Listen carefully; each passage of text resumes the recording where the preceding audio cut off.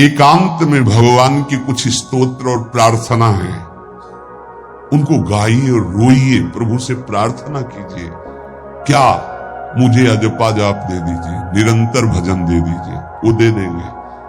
हमने संतों से सुना है कि भगवान भजन मांगने की बात को बड़ी जल्दी पूरी करते हैं कि मुझे अखंड भजन दे दीजिए, हृदय से जब चाहोगे तब। वो अंतर्यामी है, वो आपके अंदर बैठे देख रहे हैं। भगवान मुझे भजन दे दिए, आपके चल रहा विविध भोगों की, तो पहले उन भोगों को नष्ट करेंगे या पूर्ण कराएंगे, तब आखिरी बातें आएगी। जब विभीषण जी श्री भगवान के सन्मुख गए तो भगवान ने सबसे पहली बात पूर्ण की जो लंका में चलते समय भाव आया था कि भगवान के चरणों का आश्रय लेकर उनके बाहुबल से इस रावण का विनाश करके जिस सिंहासन पर बैठकर इसने लात मारी, यहीं बैठूंगा आके। पहला काम किया, समुद्र का जल मंगाकर लंकाधिपति पद पर अभिषिक्त कर दिया। लंकेश कह के उन्होंने कहा कि प्रभु उर्कछु प्रथम वासना रही, प्रभु पद प्रीति सरित सो वही। प्रभु आपके चरणों के दर्शन से कोई कामना नहीं। तो भगवान कहते नहीं, पहले कामना की थी उसकी पूर्ति ले।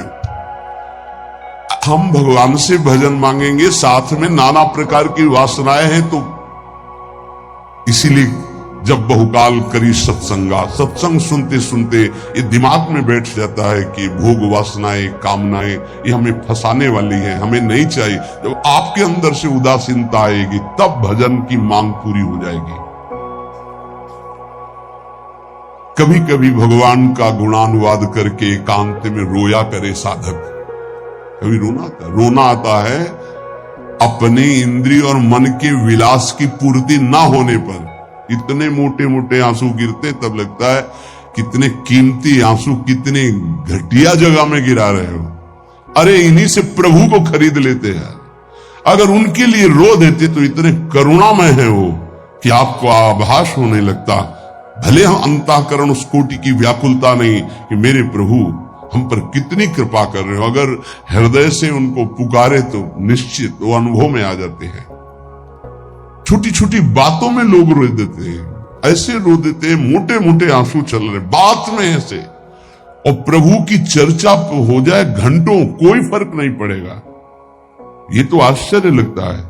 और भक्तों को चाहे जितना भीषण कष्ट हो, कभी आंसू नहीं निकल सकते। जब आंसू निकलेंगे तो भगवत भाव में निकलेंगे।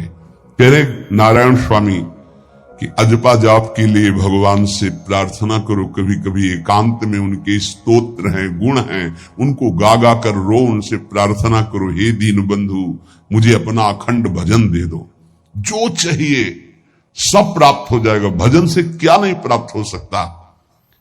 एकांत में बैठकर रोने से, ऐसे प्रतिदिन जब आप नियम बना करके प्रभु से प्रार्थना करेंगे।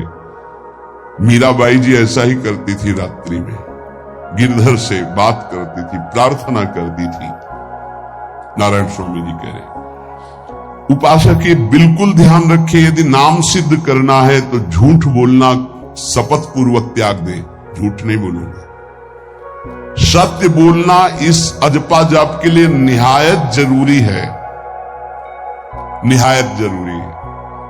प्रार्थना है, काहे को मलिन करे जिह्वा। जब हम भगवत मार्ग में चल रहे तो ये याद भूल जाती है हमें कि हमें सत्य ही भाषण करना है, असत्य नहीं बोलना। ये हमें भूल जाते हैं। क्यों भूल जाते हैं? क्योंकि माया का ऐसा प्रभाव। अगर हम भजन के प्रेमी हैं, भजन बढ़ाना चाहते हैं, तो हम झूठ क्यों बोले? सारे जगत में जो भी तुम्हारे सामने आवे, दृष्टि से उसको जरूर देखकर एक बार प्रणाम करो। मेरे प्रभु इस जीव जंतु के रूप में, जड़ के रूप में, चैतन्य के रूप में। इससे तुम्हारे हृदय में पवित्रता बढ़ेगी, अजपा जाप चलने में सहायक होगा। सत्य बोलना, भगवान से एकांत में रोकर प्रार्थना करना, सबके प्रति भगवत भाव रखकर प्रणाम करना, जिससे तुम्हारा कहीं दोष दर्शन नहीं होगा।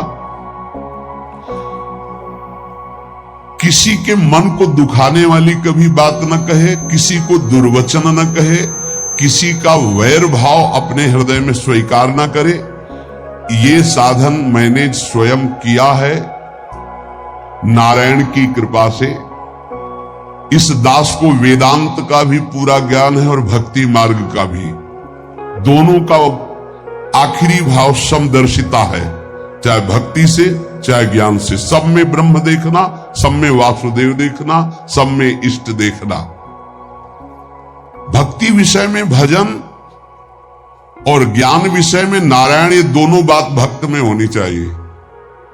भक्ति का प्रथम और अंतिम विश्राम भजन, हर समय भजन चलना, और आंतरिक ज्ञान का विषय सब में हमारे इष्ट देव, ये दो बातें जरूर होनी चाहिए परिपक्व भजनानंदी होने के लिए। अगर भगवान की प्राप्ति करनी है तो ये दो बातें बड़ी जोर की है, भजन निरंतर और जिसके भी सानिध्य में आए उसमें भगवत भाव करना।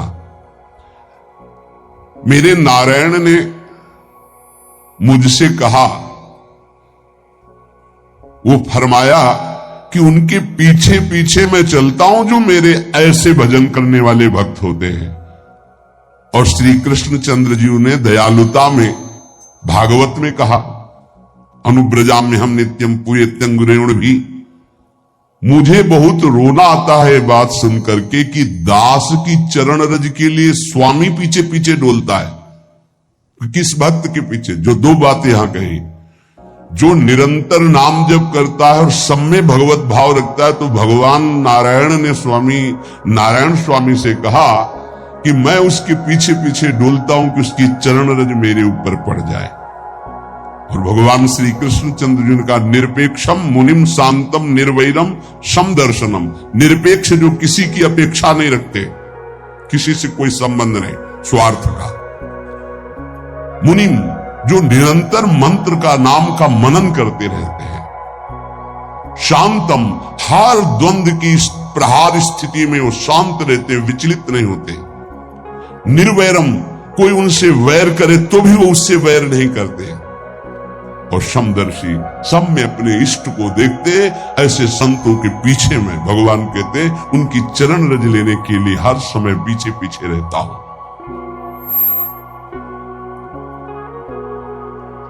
अहिंसा परमो धर्मा शास्त्रों में वर्णन किया गया है, इसलिए किसी भी जीव को कष्ट नहीं पहुंचाना है। गर्दन झुका करके रास्ते में चलना सीखो कि नीचे कोई जीव तो नहीं दब रहा हमारे पैर से। शरीर को सावधानी पूर्वक, किसी को दुख न पहुंच जाए मेरे शरीर से।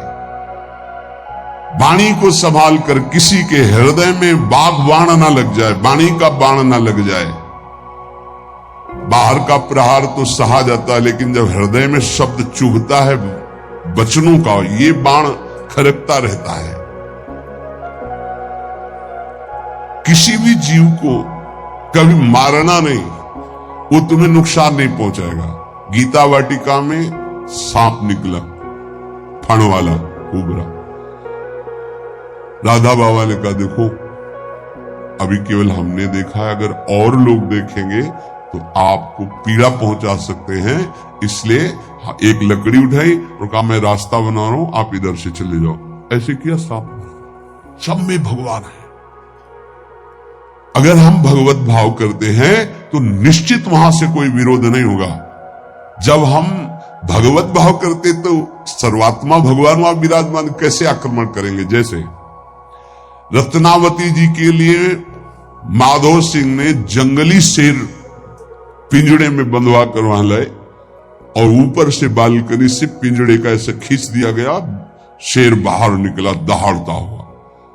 और वो पूजा में थी ठाकुर जी की। संतशाला में बहुत से संत विराजमान थे। दासी ने कहा, महारानी सावधान, सिंह आरती करने जा रही थी, मुड़ी और कहा, नहीं सिंह नहीं, नृसिंह। हमारे भगवान नृसिंह देव पधारे और थाल लेकर मुड़ी तो जैसे सीधी गाय ऐसे खड़े हो गए। तिलक लगाया, आरती की, प्रणाम किया। सिंह घूमा और छलांग मारी ऊपर, जो बालकनी में राजा के पार्षद उसको बंदी बना करके लाए, सांप को फाड़ और जंगल में। किसी संत को, रत्नावती जी को या किसी को वहां कोई क्षति नहीं। लेकिन जो उनकी क्षति के लिए लाए थे, उनके लिए वो सिंह, इनके लिए वो भगवान नरसिंह।